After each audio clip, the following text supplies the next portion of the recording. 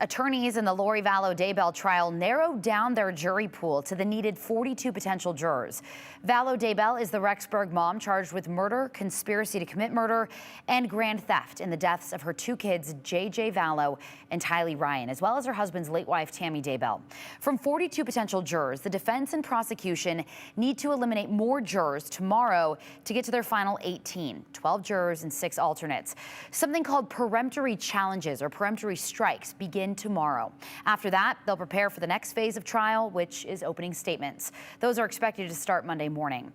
News Channel 7's Shira Matsuzawa has been at the courthouse all week as jury selection was underway. She's got the latest. It's taken more than 3 years to get to this point. Opening statements in the Vallow Daybell murder trial. For the first time, the public will get a glimpse at what's to come in this trial come Monday. Ryan Black is a criminal defense attorney for the Attorneys of Idaho law firm. He says opening statements are an opportunity for both sides to give the jury a roadmap. So the prosecution will get up and they will explain, here are my main characters. Here's what I expect you will hear from each one of these people. And it's important, the judge will also explain this too. An opening is not argument. It's simply a kind of appetizer of facts. And so as each side gives their opening, they're just going to explain this is what we expect to present. And so you won't hear any argument from either side saying, and this will show you that. You'll just hear Mr. So-and-so will tell you, Miss So-and-so will explain.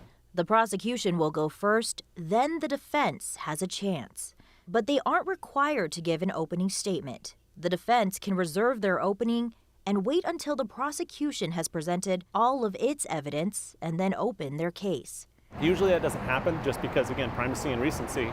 The defense is going to want to get their story in the minds of the jury so that they can see kind of where the defense is coming from for the beginning of the case.